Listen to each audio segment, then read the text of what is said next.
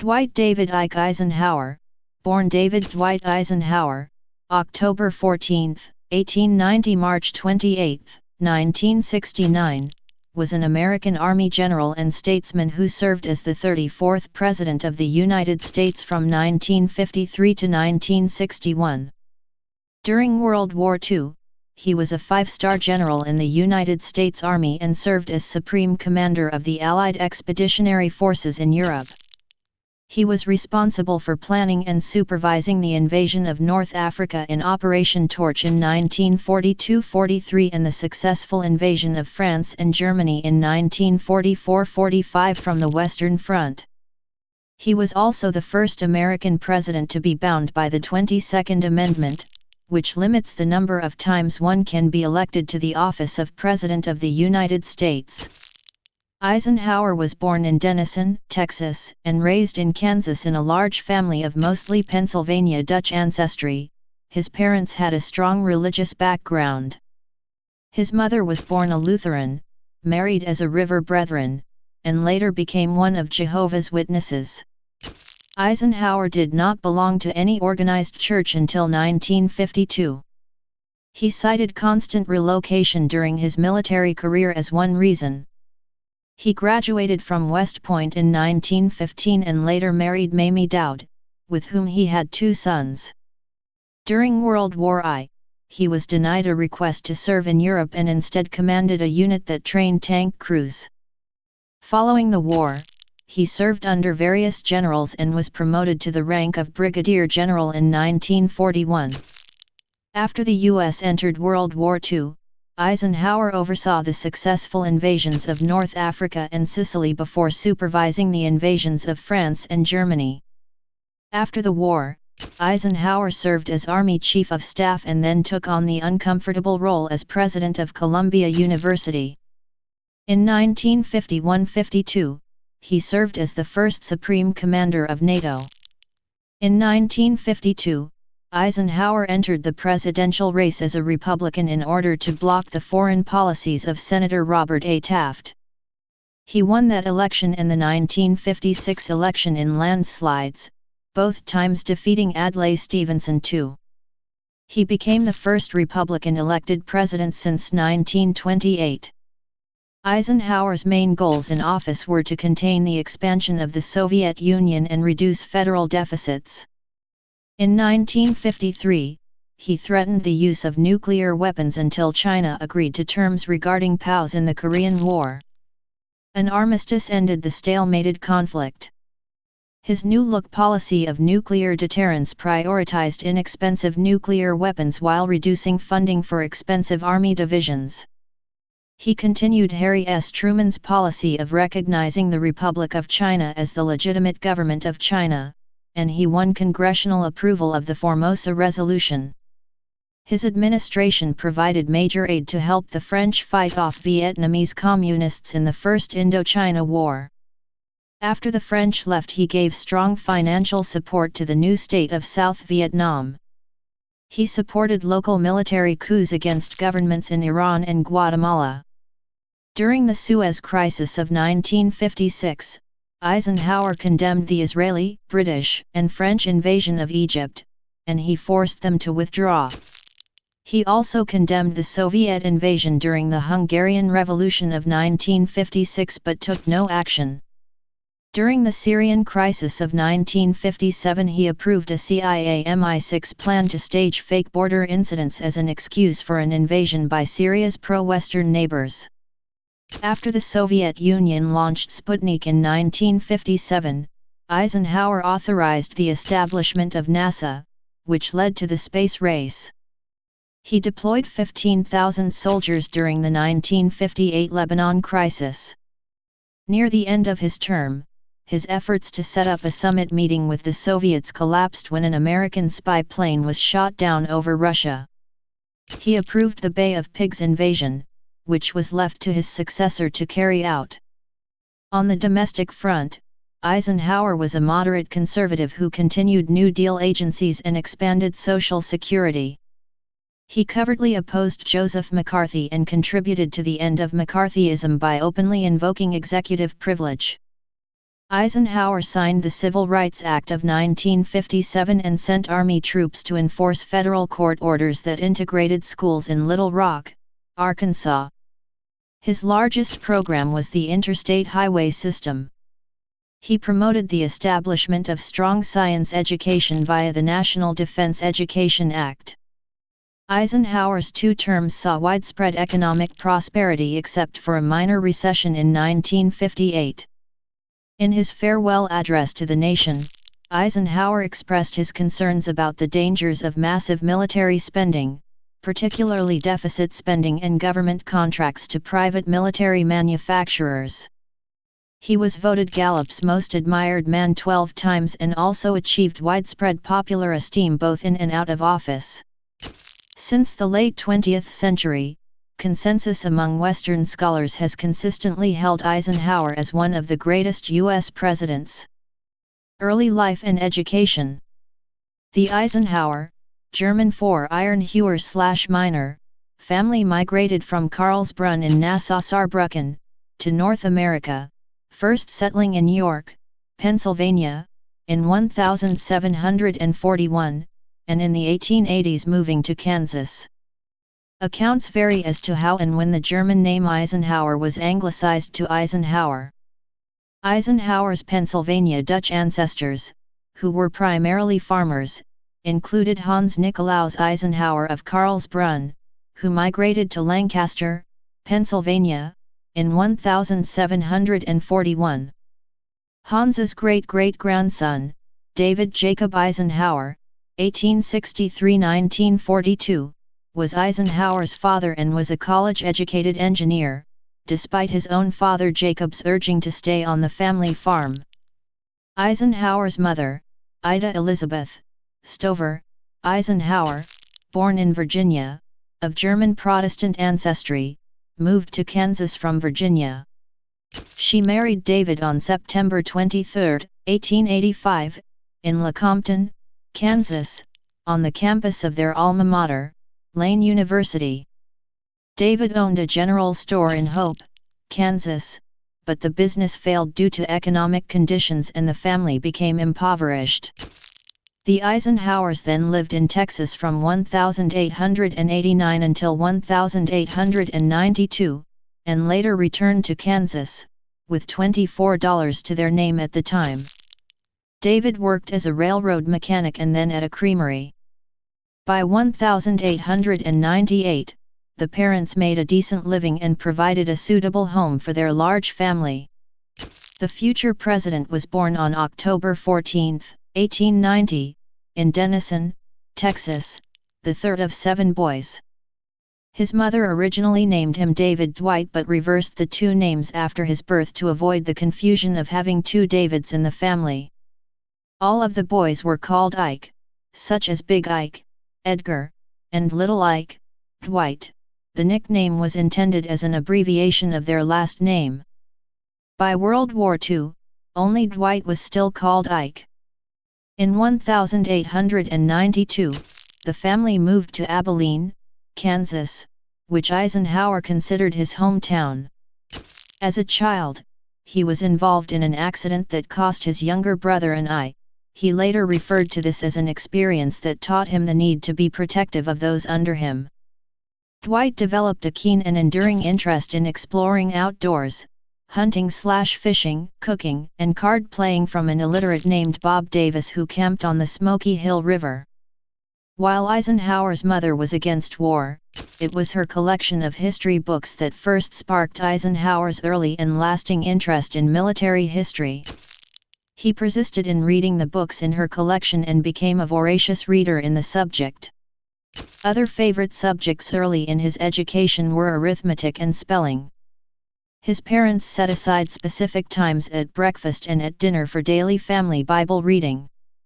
Chores were regularly assigned and rotated among all the children, and misbehavior was met with unequivocal discipline, usually from David.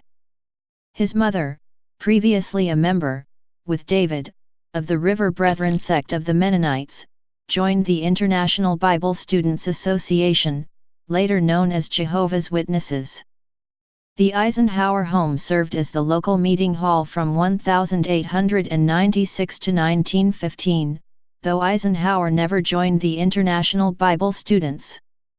His later decision to attend West Point saddened his mother, who felt that warfare was rather wicked, but she did not overrule him.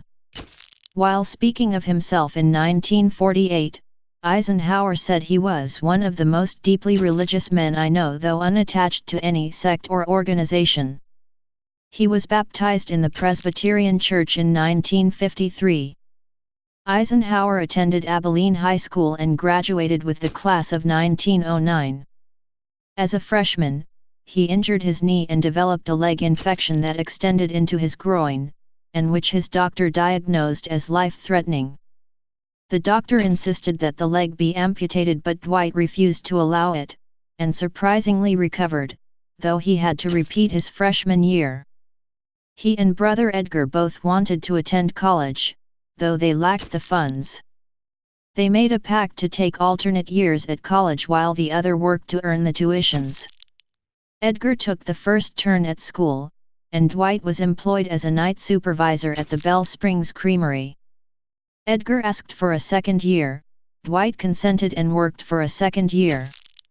At that time, a friend Sweet Hazlitt was applying to the Naval Academy and urged Dwight to apply to the school, since no tuition was required. Eisenhower requested consideration for either Annapolis or West Point with his U.S. Senator, Joseph L. Bristow.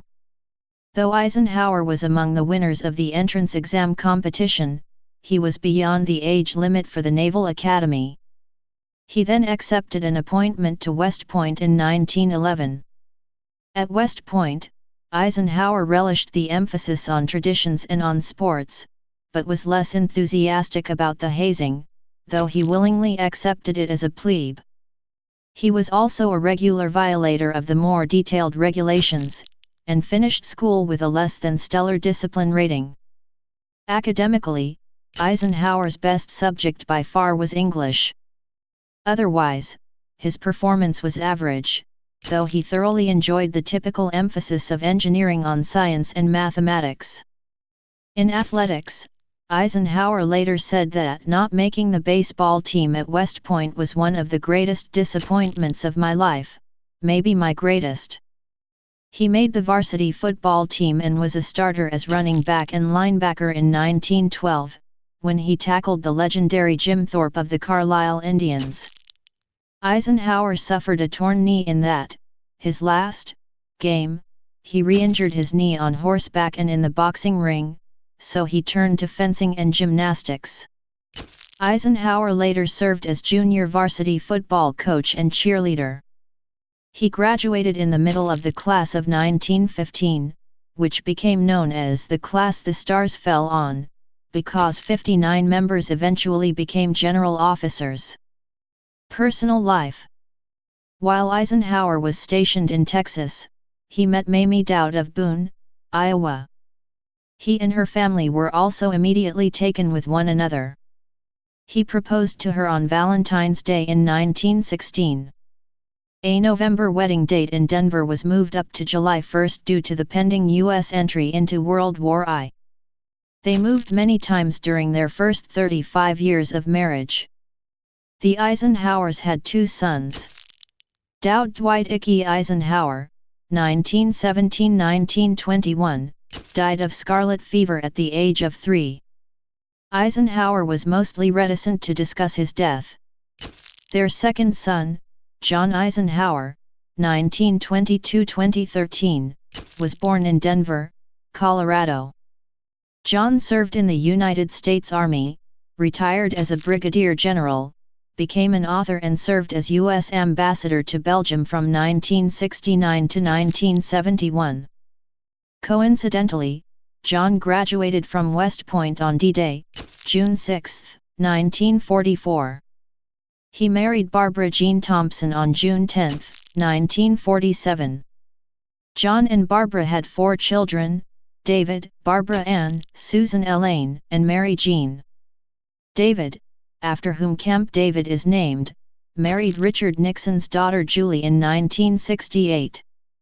Eisenhower was a golf enthusiast later in life, and he joined the Augusta National Golf Club in 1948. He played golf frequently during and after his presidency and was unreserved in expressing his passion for the game, to the point of golfing during winter. He ordered his golf balls painted black so he could see them better against snow on the ground.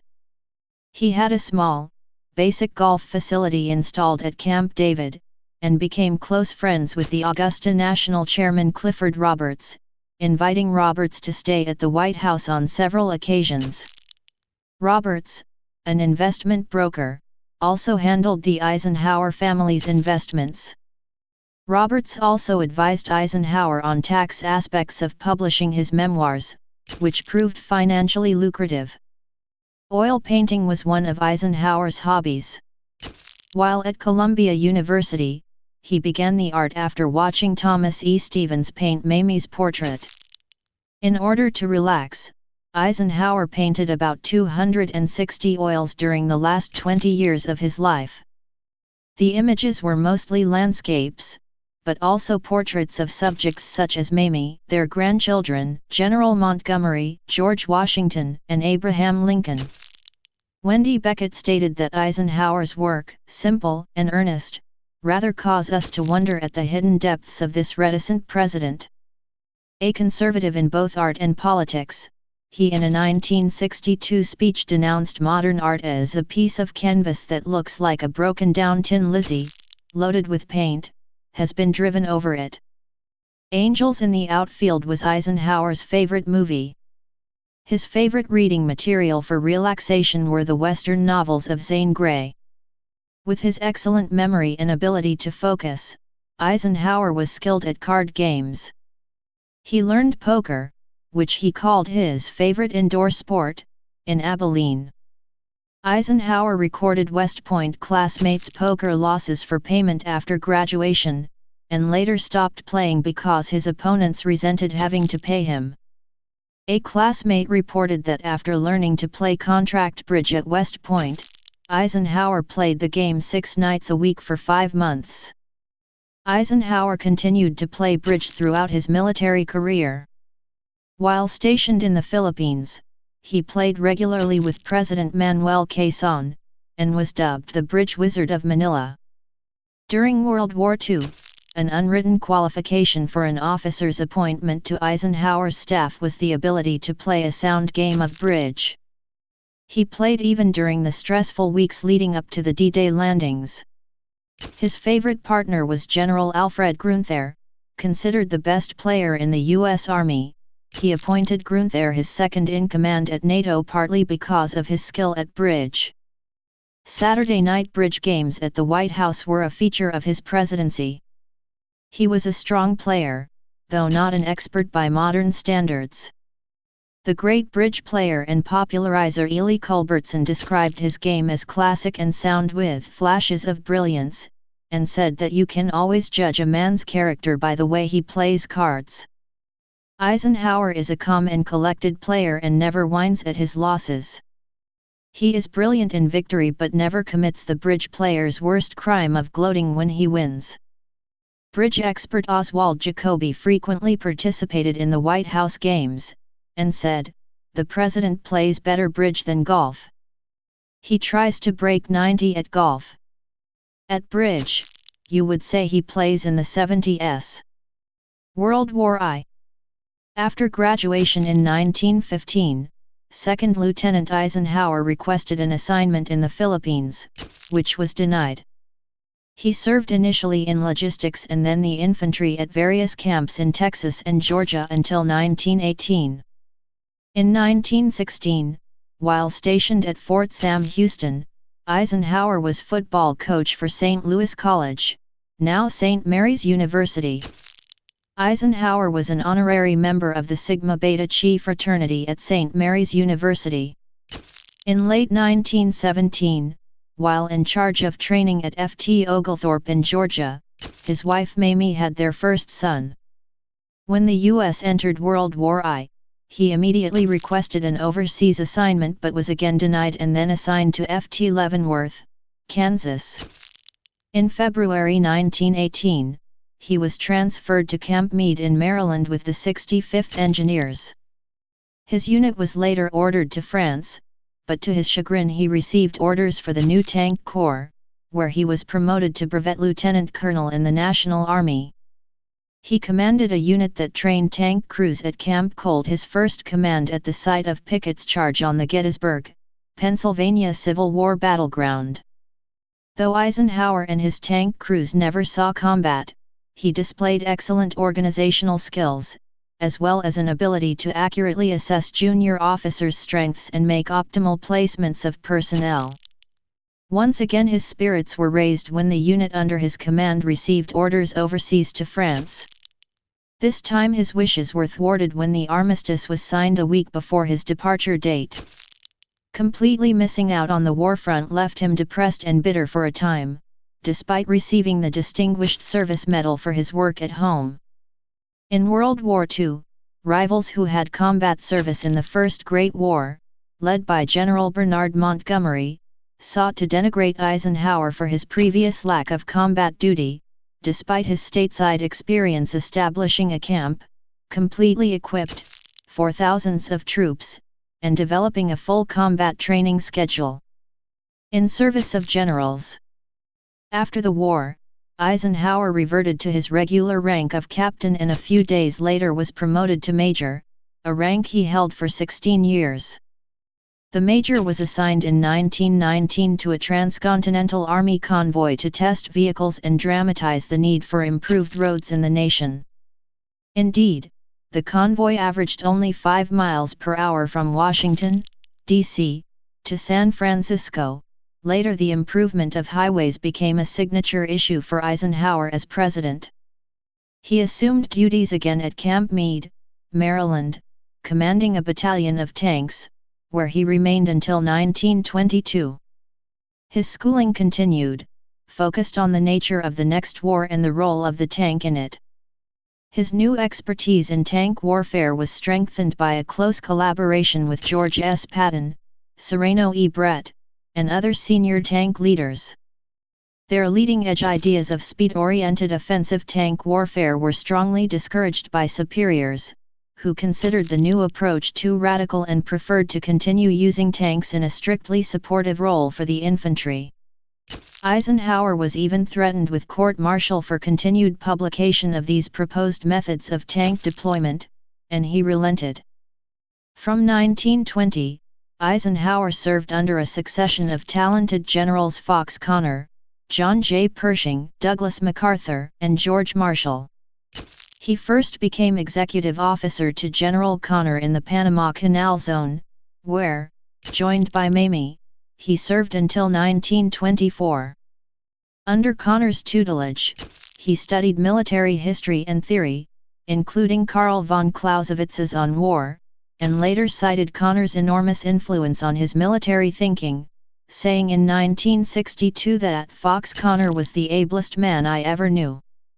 Connor's comment on Eisenhower was, "is one of the most capable, efficient, and loyal officers I have ever met." On Connor's recommendation, in 1925-26 he attended the Command and General Staff College at Fort Leavenworth, Kansas, where he graduated first in a class of 245 officers. He then served as a battalion commander at Fort Benning, Georgia, until 1927. During the late 1920s and early 1930s, Eisenhower's career in the post-war army stalled somewhat. As military priorities diminished, many of his friends resigned for high-paying business jobs. He was assigned to the American Battle Monuments Commission directed by General Pershing, and with the help of his brother Milton Eisenhower, then a journalist at the Agriculture Department, he produced a guide to American battlefields in Europe. He then was assigned to the Army War College and graduated in 1928. After a one-year assignment in France, Eisenhower served as executive officer to General George V. Moseley, Assistant Secretary of War, from 1929 to February 1933. Major Dwight D. Eisenhower graduated from the Army Industrial College, Washington, D.C., in 1933 and later served on the faculty. It was later expanded to become the Industrial College of the Armed Services and is now known as the Dwight D. Eisenhower School for National Security and Resource Strategy. His primary duty was planning for the next war, which proved most difficult in the midst of the Great Depression. He then was posted as Chief Military Aide to General Douglas MacArthur, Army Chief of Staff. In 1932, he participated in the clearing of the Bonus March encampment in Washington, D.C. Although he was against the actions taken against the veterans and strongly advised MacArthur against taking a public role in it, he later wrote the Army's official incident report, endorsing MacArthur's conduct. In 1935, he accompanied MacArthur to the Philippines, where he served as assistant military advisor to the Philippine government in developing their army. Eisenhower had strong philosophical disagreements with his patron regarding the role of the Philippine Army and the leadership qualities that an American Army officer should exhibit and develop in his subordinates. The dispute and resulting antipathy between Eisenhower and MacArthur lasted the rest of their lives. Historians have concluded that this assignment provided valuable preparation for handling the challenging personalities of Winston Churchill, George S. Patton, George Marshall, and General Montgomery during World War II. Eisenhower later emphasized that too much had been made of the disagreements with MacArthur, and that a positive relationship endured. While in Manila, Mamie suffered a life-threatening stomach ailment but recovered fully. Eisenhower was promoted to the rank of permanent lieutenant colonel in 1936. He also learned to fly, making a solo flight over the Philippines in 1937 and obtained his private pilot's license in 1939 at Fort Lewis. Also around this time, he was offered a post by the Philippine Commonwealth government, namely by then Philippine President Manuel L. Quezon on recommendations by MacArthur, to become the chief of police of a new capital being planned, now named Quezon City, but he declined the offer. Eisenhower returned to the United States in December 1939 and was assigned as commanding officer, CO, of the 1st Battalion, 15th Infantry Regiment at Fort Lewis, Washington, later becoming the regimental executive officer. In March 1941 he was promoted to colonel and assigned as Chief of Staff of the newly activated 9 Corps under Major General Kenyon Joyce. In June 1941, he was appointed Chief of Staff to General Walter Kruger, commander of the Third Army, at Fort Sam Houston in San Antonio, Texas. After successfully participating in the Louisiana maneuvers, he was promoted to Brigadier General on October 3, 1941. Although his administrative abilities had been noticed, on the eve of the American entry into World War II he had never held an active command above a battalion and was far from being considered by many as a potential commander of major operations. World War II. After the Japanese attack on Pearl Harbor, Eisenhower was assigned to the General Staff in Washington, where he served until June 1942 with responsibility for creating the major war plans to defeat Japan and Germany. He was appointed Deputy Chief in charge of Pacific Defenses under the Chief of War Plans Division, WPD, General Leonard T. Jarrow, and then succeeded Jarrow as Chief of the War Plans Division. Next, he was appointed Assistant Chief of Staff in charge of the new Operations Division, which replaced WPD, under Chief of Staff General George C. Marshall, who spotted talent and promoted accordingly.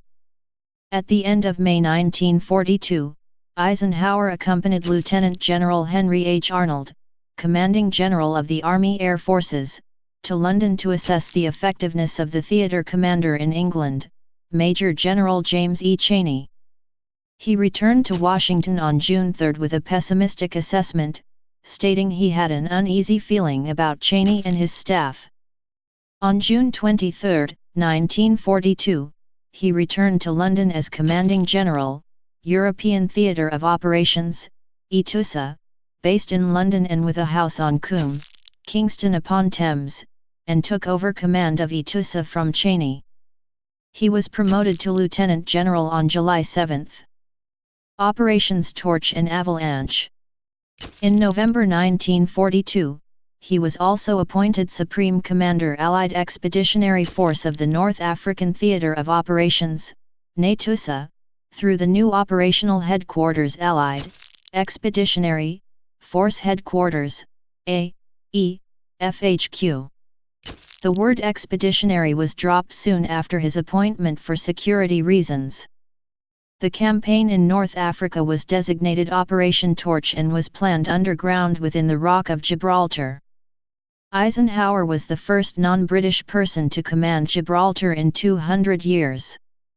French cooperation was deemed necessary to the campaign, and Eisenhower encountered a preposterous situation with the multiple rival factions in France. His primary objective was to move forces successfully into Tunisia, and intending to facilitate that objective, he gave his support to François Darlan as High Commissioner in North Africa, despite Darlan's previous high offices of state in Vichy, France, and his continued role as Commander-in-Chief of the French Armed Forces.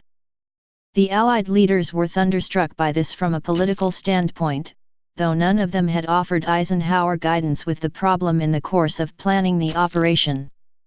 Eisenhower was severely criticized for the move. Darlan was assassinated on December 24 by Fernand Bonnier de la Chapelle. Eisenhower did not take action to prevent the arrest and extrajudicial execution of Bonnier de la Chapelle by associates of Darlan acting without authority from either Vichy or the Allies, considering it a criminal rather than a military matter. Eisenhower later appointed General Henri Giroux as High Commissioner, who had been installed by the Allies as Darlan's Commander-in-Chief, and who had refused to postpone the execution. Operation Torch also served as a valuable training ground for Eisenhower's combat command skills.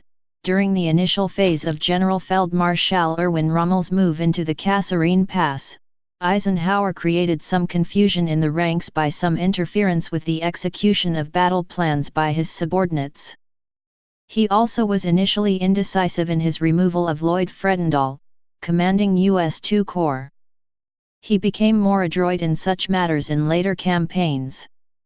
In February 1943, his authority was extended as commander of AFHQ across the Mediterranean basin to include the British Eighth Army, commanded by General Sir Bernard Montgomery.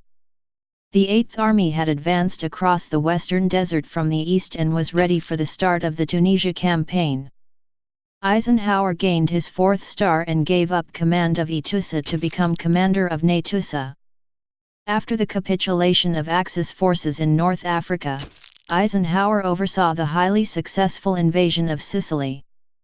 Once Mussolini, the Italian leader, had fallen in Italy, the Allies switched their attention to the mainland with Operation Avalanche.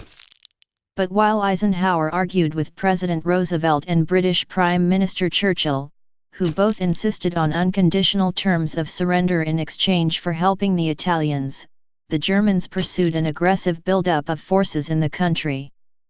The Germans made the already tough battle more difficult by adding 19 divisions and initially outnumbering the Allied forces 2-1. Nevertheless, the invasion of Italy was highly successful for the Allied commanders. Supreme Allied Commander and Operation Overlord. In December 1943, President Roosevelt decided that Eisenhower, not Marshall, would be Supreme Allied Commander in Europe. The following month, he resumed command of ETUSA and the following month was officially designated as the Supreme Allied Commander of the Allied Expeditionary Force, SHAEF, serving in a dual role until the end of hostilities in Europe in May 1945. He was charged in these positions with planning and carrying out the Allied assault on the coast of Normandy in June 1944 under the code name Operation Overlord, the liberation of Western Europe and the invasion of Germany. Eisenhower, as well as the officers and troops under him, had learned valuable lessons in their previous operations, and their skills had all strengthened in preparation for the next most difficult campaign against the Germans, a beach landing assault. His first struggles, however, were with Allied leaders and officers on matters vital to the success of the Normandy invasion. He argued with Roosevelt over an essential agreement with de Gaulle to use French resistance forces in covert and sabotage operations against the Germans in advance of Overlord. Admiral Ernest J. King fought with Eisenhower over King's refusal to provide additional landing craft from the Pacific. He also insisted that the British give him exclusive command over all strategic air forces to facilitate Overlord, to the point of threatening to resign unless Churchill relented, as he did. Eisenhower then designed a bombing plan in France in advance of Overlord and argued with Churchill over the latter's concern with civilian casualties. De Gaulle interjected that the casualties were justified in shedding the yoke of the Germans, and Eisenhower prevailed. He also had to skillfully manage to retain the services of the often unruly George S. Patton, by severely reprimanding him when Patton earlier had slapped a subordinate, and then when Patton gave a speech in which he made improper comments about post-war policy. The D-Day Normandy landings on June 6, 1944, were costly but successful. 2 months later, August 15, the invasion of southern France took place, and Control O. Eisenhower did provide France with bombers and non-combat personnel. After a few months with no success by the French, he added other aircraft to drop napalm for clearing purposes. Further requests for assistance from the French were agreed to, but only on conditions Eisenhower knew were impossible to meet Allied participation and congressional approval. When the French fortress of Dien Bien Phu fell to the Vietnamese Communists in May 1954, Eisenhower refused to intervene despite urgings from the chairman of the Joint Chiefs, the vice president and the head of NCS. Eisenhower responded to the French defeat with the formation of the SEATO, Southeast Asia Treaty Organization, alliance with the UK, France, New Zealand, and Australia in defense of Vietnam against communism. At that time the French and Chinese reconvened Geneva peace talks. Eisenhower agreed the US would participate only as an observer. After France and the Communists agreed to a partition of Vietnam, Eisenhower rejected the agreement, offering military and economic aid to southern Vietnam. Ambrose argues that Eisenhower, by not participating in the Geneva Agreement, had kept the US out of Vietnam. Nevertheless, with the formation of SEATO, he had in the end put the US back into the conflict. In late 1954, General J. Lawton Collins was made ambassador to Free Vietnam. The term South Vietnam came into use in 1955, effectively elevating the country to sovereign status. Collins' instructions were to support the leader Ngo Dinh Diem in subverting communism, by helping him to build an army and wage a military campaign. In February 1955, Eisenhower dispatched the first American soldiers to Vietnam as military advisors to Diem's army. After Diem announced the formation of the Republic of Vietnam, RVN, commonly known as South Vietnam, in October, Eisenhower immediately recognized the new state and offered military, economic, and technical assistance.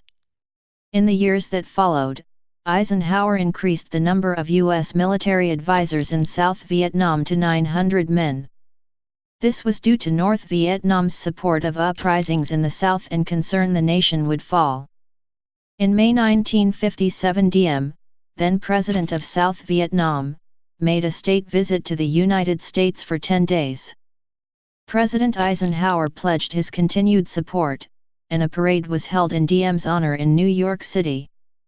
Although Diem was publicly praised, in private Secretary of State John Foster Dulles conceded that Diem had been selected because there were no better alternatives.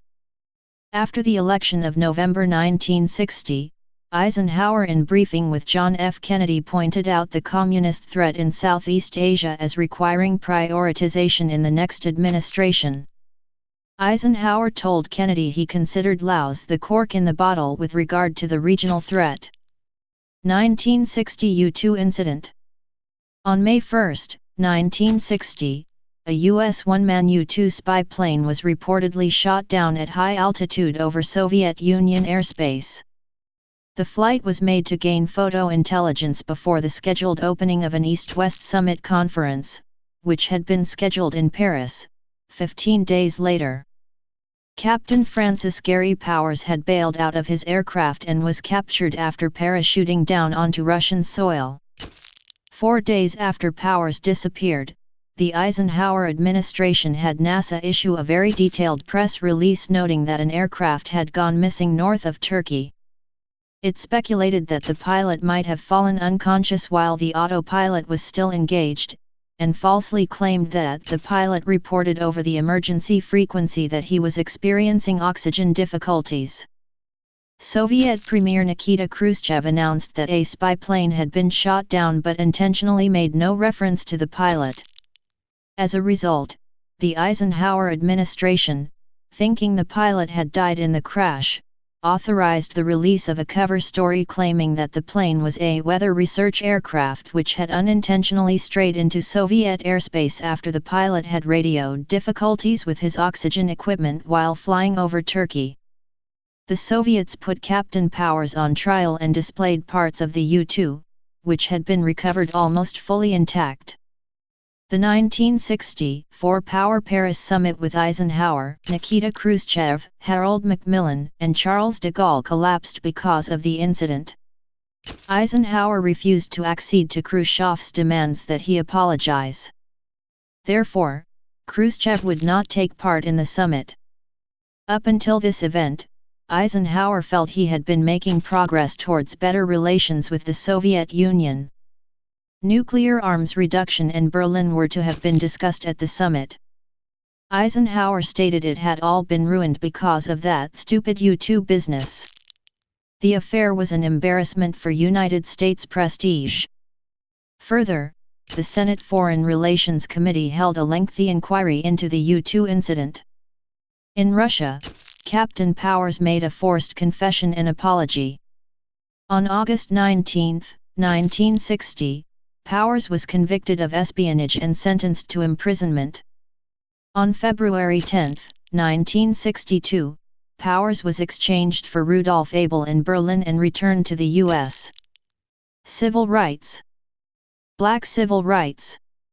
While President Truman had begun the process of desegregating the armed forces in 1948, actual implementation had been slow. Eisenhower made clear his stance in his first State of the Union address in February 1953, saying, "I propose to use whatever authority exists in the office of the President to end segregation in the District of Columbia, including the federal government, and any segregation in the armed forces." When he encountered opposition from the services, he used government control of military spending to force the change through, stating, "Wherever federal funds are expended, I do not see how any American can justify a discrimination in the expenditure of those funds." When Robert B. Anderson, Eisenhower's first Secretary of the Navy, argued that the U.S. Navy must recognize the customs and usages prevailing in certain geographic areas of our country which the Navy had no part in creating, Eisenhower overruled him, "We have not taken and we shall not take a single backward step. There must be no second-class citizens in this country." The administration declared racial discrimination a national security issue, as communists around the world used the racial discrimination and history of violence in the U.S. as a point of propaganda attack. Eisenhower told District of Columbia officials to make Washington a model for the rest of the country in integrating black and white public school children. He proposed to Congress the Civil Rights Act of 1957 and of 1960 and signed those acts into law. The 1957 Act for the first time established a permanent civil rights office inside the Justice Department and a Civil Rights Commission to hear testimony about abuses of voting rights. Although both acts were much weaker than subsequent civil rights legislation, they constituted the first significant civil rights acts since 1875. In 1957, the state of Arkansas refused to honor a federal court order to integrate their public school system stemming from the Brown decision. Eisenhower demanded that Arkansas Governor Orville Faubus obey the court order. When Faubus balked, the president placed the Arkansas National Guard under federal control and sent in the 101st Airborne Division. They escorted and protected 9 black students' entry to Little Rock Central High School, an all-white public school, for the first time since the Reconstruction era. Martin Luther King Jr. wrote to Eisenhower to thank him for his actions, writing, "The overwhelming majority of Southerners, Negro and white, stand firmly behind your resolute action to restore law and order in Little Rock." LGBT civil rights. Eisenhower's administration contributed to the McCarthyist Lavender Scare, with President Eisenhower issuing his Executive Order 10,450 in 1953. During Eisenhower's presidency, thousands of lesbian and gay applicants were barred from federal employment and over 5,000 federal employees were fired under suspicions of being homosexual. From 1947 to 1961, the number of firings based on sexual orientation were far greater than those for membership in the Communist Party, and government officials intentionally campaigned to make homosexual synonymous with communist traitors, such that LGBT people were treated as a national security threat. Relations with Congress. Eisenhower had a Republican Congress for only his first 2 years in office. In the Senate, the Republican majority was by a 1-vote margin. Senator Robert A. Taft assisted the president greatly in working with the old guard, and was sorely missed when his death, in July 1953, left Eisenhower with his successor William Knowland, whom Eisenhower disliked.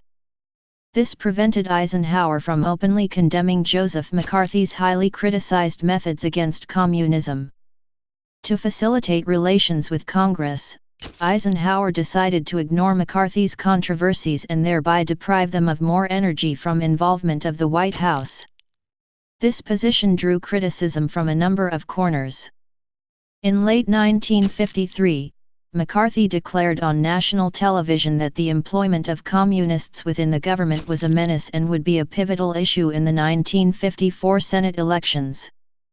Eisenhower was urged to respond directly and specify the various measures he had taken to purge the government of communists. Among Eisenhower's objectives in not directly confronting McCarthy was to prevent McCarthy from dragging the Atomic Energy Commission, AEC, into McCarthy's witch hunt for communists, which would interfere with, and perhaps delay, the AEC's important work on H-bombs. The administration had discovered through its own investigations that one of the leading scientists on the AEC, J. Robert Oppenheimer, had urged that the H-bomb work be delayed. Eisenhower removed him from the agency and revoked his security clearance, though he knew this would create fertile ground for McCarthy. In May 1955, McCarthy threatened to issue subpoenas to White House personnel. Eisenhower was furious, and issued an order as follows: "It is essential to efficient and effective administration that employees of the executive branch be in a position to be completely candid in advising with each other on official matters. It is not in the public interest that any of their conversations or communications, or any documents or reproductions, concerning such advice be disclosed." This was an unprecedented step by Eisenhower to protect communication beyond the confines of a cabinet meeting, and soon became a tradition known as executive privilege. Ike's denial of McCarthy's access to his staff reduced McCarthy's hearings to rants about trivial matters, and contributed to his ultimate downfall. In early 1954, the Old Guard put forward a constitutional amendment, called the Bricker Amendment, which would curtail international agreements by the chief executive, such as the Yalta Agreements. Eisenhower opposed the measure. The Old Guard agreed with Eisenhower on the development and ownership of nuclear reactors by private enterprises, which the Democrats opposed. The president succeeded in getting legislation creating a system of licensure for nuclear plants by the AEC. The Democrats gained a majority in both houses in the 1954 election. Eisenhower had to work with the Democratic Majority Leader Lyndon B. Johnson, later U.S. President, in the Senate, and Speaker Sam Rayburn in the House, both from Texas. Joe Martin, the Republican Speaker from 1947 to 1949 and again from 1953 to 1955, wrote that Eisenhower never surrounded himself with assistants who could solve political problems with professional skill. There were exceptions. Leonard W. Hall, for example, who as chairman of the Republican National Committee tried to open the administration's eyes to the political facts of life, with occasional success. However, these exceptions were not enough to right the balance. Speaker Martin concluded that Eisenhower worked too much through subordinates in dealing with Congress, with results often the reverse of what he has desired because members of Congress resent having some young fellow who was picked up by the White House without ever having been elected to office himself coming around and telling them the chief wants this. The administration never made use of many Republicans of consequence whose services in one form or another would have been available for the asking. Judicial appointments. Supreme Court. Eisenhower appointed the following justices to the Supreme Court of the United States. Earl Warren, 1953, Chief Justice. John Marshall Harlan II, 1954. William J. Brennan, 1956. Charles Evans Whitaker, 1957. Potter Stewart, 1958. Whitaker was unsuited for the role and soon retired. Stewart and Harlan were conservative Republicans, while Brennan was a Democrat who became a leading voice for liberalism. In selecting a Chief Justice, Eisenhower looked for an experienced jurist who could appeal to liberals in the party as well as law and order conservatives, noting privately that Warren represents the kind of political, economic, and social thinking that I believe we need on the Supreme Court. He has a national name for integrity, uprightness, and courage that, again, I believe we need on the court. In the next few years Warren led the court in a series of liberal decisions that revolutionized the role of the court. States admitted to the Union. Alaska January 3, 1959 49th state. Hawaii August 21, 1959 50th state. Health issues. Eisenhower began chain-smoking cigarettes at West Point, often 3 or 4 packs a day. He joked that he gave an order to stop cold turkey in 1949. But Evan Thomas says the true story was more complex. At first he removed cigarettes and ashtrays, but that did not work. He told a friend, "I decided to make a game of the whole business and try to achieve a feeling of some superiority. So I stuffed cigarettes in every pocket, put them around my office on the desk. Made it a practice to offer a cigarette to anyone who came in, while mentally reminding myself as I sat down, I do not have to do what that poor fellow is doing." He was the first president to release information about his health and medical records while in office, but people around him deliberately misled the public about his health. On September 24, 1955, while vacationing in Colorado, he had a serious heart attack. Dr. Howard Snyder, his personal physician, misdiagnosed the symptoms as indigestion, and failed to call in the help that was urgently needed. Snyder later falsified his own records to cover his blunder and to protect Eisenhower's need to portray he was healthy enough to do his job. The heart attack required 6 weeks hospitalization, during which time Nixon, Dulles, and Sherman Adams assumed administrative duties and provided communication with the president. He was treated by Dr. Paul Dudley White, a cardiologist with a national reputation, who regularly informed the press of the president's progress. Instead of eliminating him as a candidate for a second term as president, his physician recommended a second term as essential to his recovery. As a consequence of his heart attack, Eisenhower developed a left ventricular aneurysm, which was in turn the cause of a mild stroke on November 25, 1957. This incident occurred during a cabinet meeting when Eisenhower suddenly found himself unable to speak or move his right hand. The stroke had caused an aphasia. The president also suffered from Crohn's disease, chronic inflammatory condition of the intestine, which necessitated surgery for a bowel obstruction on June 9, 1956. To treat the intestinal block, surgeons bypassed about 10 inches of his small intestine. His scheduled meeting with Indian Prime Minister Jawaharlal Nehru was postponed so he could recover at his farm. He was still recovering from this operation during the Suez Crisis. Eisenhower's health issues forced him to give up smoking and make some changes to his dietary habits, but he still indulged in alcohol.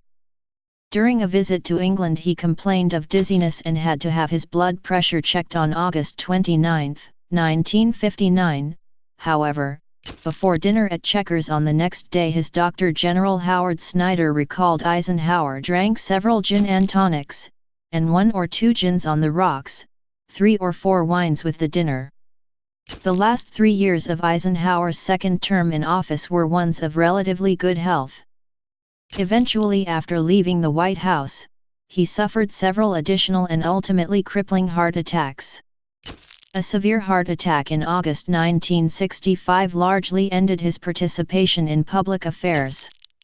In August 1966 he began to show symptoms of cholecystitis, for which he underwent surgery on December 12, 1966, when his gallbladder was removed, containing 16 gallstones. After Eisenhower's death in 1969, see below, an autopsy unexpectedly revealed an adrenal pheochromocytoma, a benign adrenaline-secreting tumor that may have made the president more vulnerable to heart disease. Eisenhower suffered 7 heart attacks in total from 1955 until his death. End of presidency. The 22nd Amendment to the U.S. Constitution was ratified in 1951, and it set term limits to the presidency of 2 terms. Truman as the incumbent was not covered. Eisenhower became the first U.S. president constitutionally prevented from running for re-election to a 3rd term. Eisenhower was also the first outgoing president to come under the protection of the Former Presidents Act. 2 living former presidents, Herbert Hoover and Harry S. Truman, left office before the act was passed. Under the act, Eisenhower was entitled to receive a lifetime pension, state-provided staff, and a Secret Service detail. In the 1960 election to choose his successor, Eisenhower endorsed Nixon over Democrat John F. Kennedy. He told friends, "I will do almost anything to avoid turning my chair and country over to Kennedy." He actively campaigned for Nixon in the final days, although he may have done Nixon some harm. When asked by reporters at the end of a televised press conference to list one of Nixon's policy ideas he had adopted, Eisenhower joked, "If you give me a week, I might think of one. I don't remember." Kennedy's campaign used the quote in one of its campaign commercials. Nixon narrowly lost to Kennedy. Eisenhower, who was the oldest president in history at that time, then 70, was succeeded by the youngest elected president, as Kennedy was 43. It was originally intended for President Eisenhower to have a more active role in the campaign as he wanted to respond to attacks Kennedy made on his administration. However, First Lady Mamie Eisenhower expressed concern to Second Lady Pat Nixon about the strain campaigning would put on his heart and wanted the president to back out of it without letting him know of her intervention. Vice President Nixon himself also received concern from White House physician Major General Howard Snyder, who informed him that he could not approve a heavy campaign schedule for the president and his health had been exacerbated by Kennedy's attacks. Nixon then convinced Eisenhower not to go ahead with the expanded campaign schedule and limit himself to the original schedule. Nixon reflected that if Eisenhower had carried out his expanded campaign schedule he might have had a decisive impact on the outcome of the election, especially in states that Kennedy won with razor-thin margins. It was years later before Mamie told Dwight why Nixon changed his mind on Dwight's campaigning. On January 17, 1961, Eisenhower gave his final televised address to the nation from the Oval Office. In his farewell speech, Eisenhower raised the issue of the Cold War and role of the U.S. Armed Forces. He described the Cold War: "We face a hostile ideology, global in scope, atheistic in character, ruthless in purpose and insidious in method," and warned about what he saw as unjustified government spending proposals, and continued with a warning that we must guard against the acquisition of unwarranted influence, whether sought or unsought, by the military-industrial complex. He elaborated, "We recognize the imperative need for this development. The potential for the disastrous rise of misplaced power exists and will persist. Only an alert and knowledgeable citizenry can compel the proper meshing of the huge industrial and military machinery of defense with our peaceful methods and goals, so that security and liberty may prosper together." Because of legal issues related to holding a military rank while in a civilian office, Eisenhower had resigned his permanent commission as General of the Army before entering the office of President of the United States. Upon completion of his presidential term, his commission was reactivated by Congress, and Eisenhower again was commissioned a 5-star general in the United States Army. Post-presidency, death, and funeral. Following the presidency, Eisenhower moved to the place where he and Mamie had spent much of their post-war time. The home was a working farm adjacent to the battlefield at Gettysburg, Pennsylvania, 70 miles from his ancestral home in Elizabethville, Dauphin County, Pennsylvania. They also maintained a retirement home in Palm Desert, California. In 1967, the Eisenhowers donated the Gettysburg farm to the National Park Service. After leaving office, Eisenhower did not completely retreat from political life. He flew to San Antonio, where he had been stationed years earlier, to support John W. Good, the unsuccessful Republican candidate against the Democrat Henry B. Gonzalez for Texas' 20th Congressional District seat. He addressed the 1964 Republican National Convention, in San Francisco, and appeared with party nominee Barry Goldwater in a campaign commercial from his Gettysburg retreat. That endorsement came somewhat reluctantly because Goldwater had in the late 1950s criticized Eisenhower's administration as a dime store New Deal. On January 20, 1969, the day Nixon was inaugurated as president, Eisenhower issued a statement praising his former vice president and calling it a day for rejoicing. On the morning of March 28, 1969, Eisenhower died in Washington, D.C., of congestive heart failure at Walter Reed Army Medical Center. He was 78 years old. The following day, his body was moved to the Washington National Cathedral's Bethlehem Chapel, where he lay in repose for 28 hours. On March 30, his body was brought by caisson to the United States Capitol, where he lay in state in the Capitol Rotunda. On March 31, Eisenhower's body was returned to the National Cathedral, where he was given an Episcopal Church funeral service. That evening, Eisenhower's body was placed onto a special train for its journey from the nation's capital to Abilene, Kansas. This was the last time a funeral train has been used as part of funeral proceedings for an American president.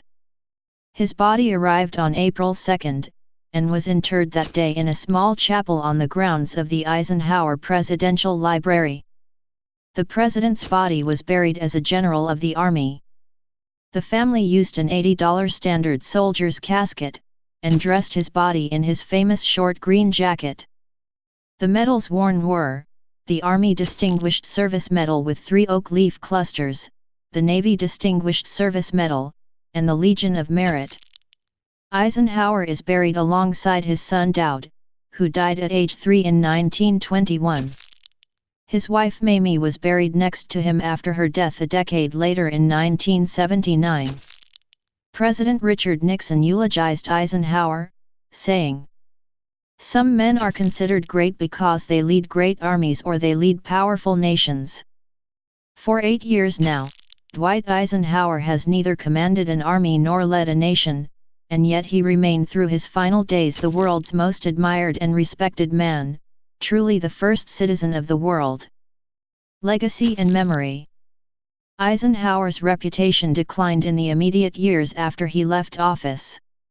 During his presidency, he was widely seen by critics as an inactive, uninspiring, golf-playing president. This was in stark contrast to his vigorous young successor, John F. Kennedy, who was 26 years his junior. Despite his unprecedented use of Army troops to enforce a federal desegregation order at Central High School in Little Rock, Eisenhower was criticized for his reluctance to support the civil rights movement to the degree that activists wanted.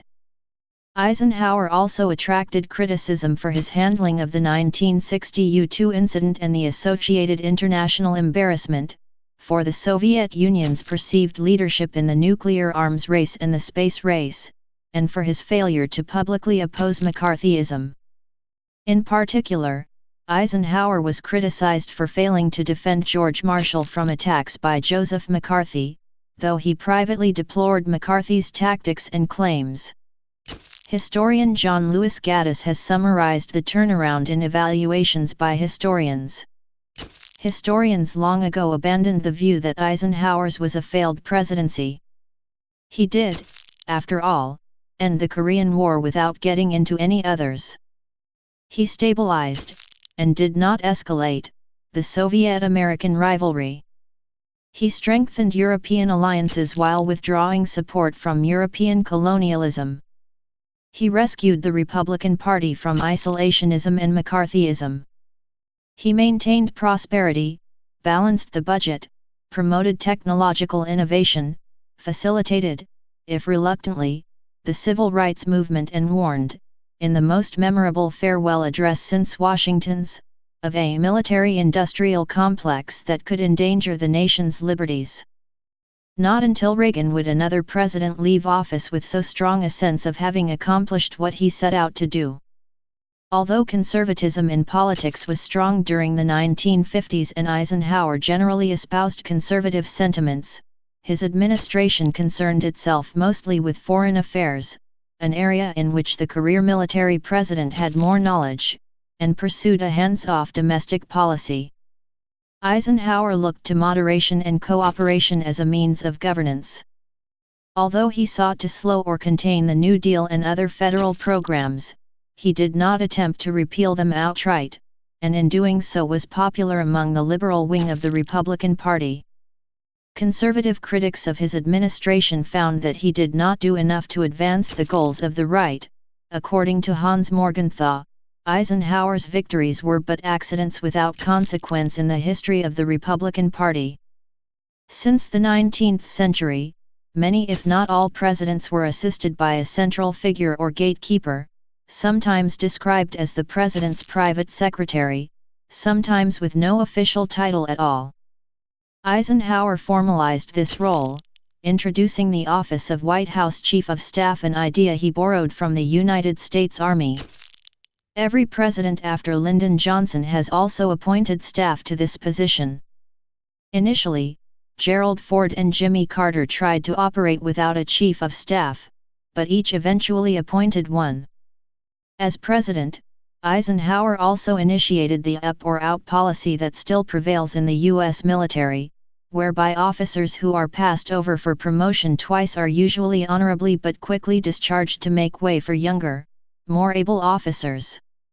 As an Army officer, Eisenhower had been stuck at the rank of major for 16 years between the two world wars.